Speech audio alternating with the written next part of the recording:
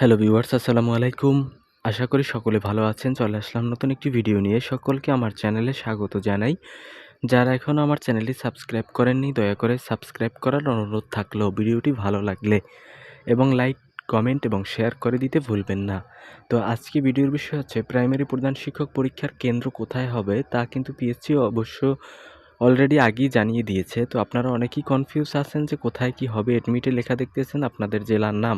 তো আপনারা সকলে জেনে থাকবেন যে আপনার জেলার নাম থাকার কারণ হচ্ছে আপনি যখন আবেদন করছিলেন তখন কিন্তু তারা বিভাগীয় পর্যায়ে পরীক্ষাটি নেয়ার চিন্তাভাবনা ছিল। তারপরে সহকারী পরীক্ষা বেলায় যখন আপনার প্রশ্নপত্রের ফাঁসের একটি গুঞ্জন উঠছে তখন কিন্তু আপনার এই তথ্যটি আপনার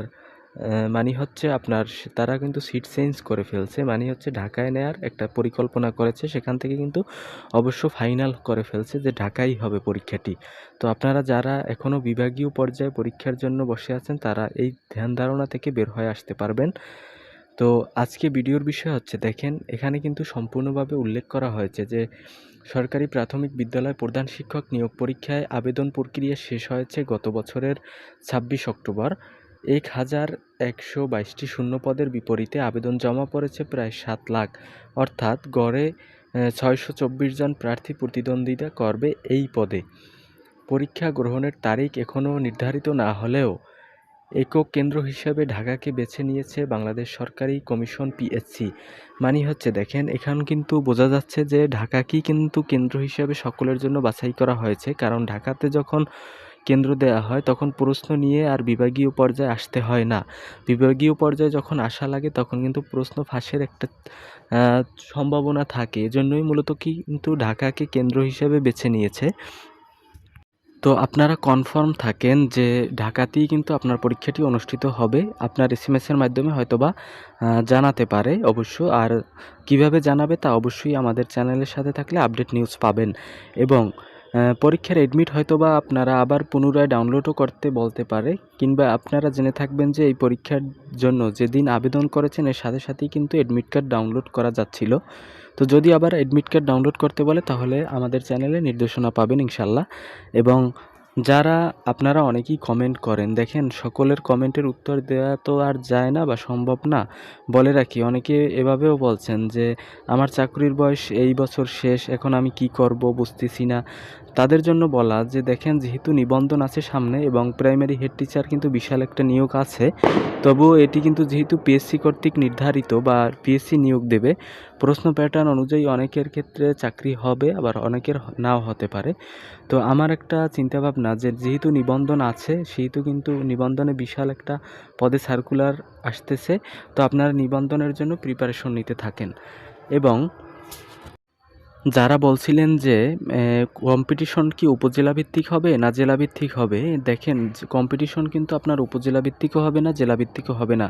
আপনারা জেনে থাকবেন যে যখন বিসিএস পরীক্ষা হয় এটা কি উপজেলা আর জেলা ভিত্তিক হয় না, কখনো হয় না। বিসিএস পরীক্ষা যারা নেয় পিএসসি, এই পরীক্ষাটাও কিন্তু তারাই নিতেছে পিএসসি। তো সুতরাং আপনারা অনেকে মনে করেন যে আমার উপজেলায় শূন্য কোঠা যদি একজন হয়, দুইজন হয়, যখন আমি চান্স পাবো তখন কি আমি তো দুইজন চান্স হবে না, কখনোই দুইজন চান্স হবে না। আপনার উপজেলা ভিত্তিক মোটেও টিকানো হবে না। আপনার কিন্তু পুরা একেবারে সম্পূর্ণ বাংলাদেশেই একটা মেধা তালিকা প্রকাশ করা হবে, তখন ওই অনুযায়ী শূন্য পদে আপনাকে নিয়োগ দেওয়া হবে। তো আপনি যদি ধরেন মাদারীপুর জেলারও হন, আপনি চাকরি করতে হয়তো বা বরগুনা জেলায়ও আসতে হতে পারে। এটাই হচ্ছে নিয়ম।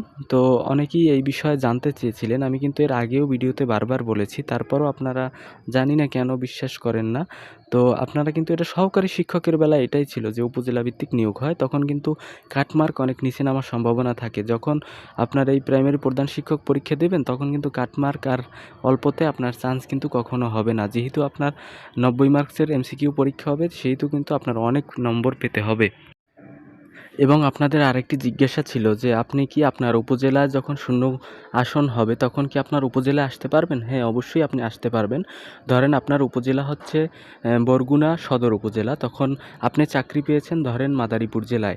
তখন আপনি ধরেন 1-2 বছর চাকরি করার পর যখন আপনার জেলায় বা আপনার উপজেলায় যখন শূন্য আসন হবে বা শূন্য কোটা থাকবে, তখন আপনি আবেদন করতে পারবেন যে বদলি হওয়ার জন্য। তখন কিন্তু আপনি বদলির মাধ্যমে আপনার উপজেলাতে আসতে পারবেন, তাতে কোনো বাধা থাকবে থাকবে না। তো এটাই ছিল মূল বিষয় ভিডিওর, যে আপনার কিন্তু কখনোই জেলাভিত্তিক বা উপজেলাভিত্তিক এই কাটমার্ক আর থাকবে না বা আপনার নিয়োগও হবে না। এটা আপনারা কনফার্ম থাকেন, আমি কিন্তু বলছি।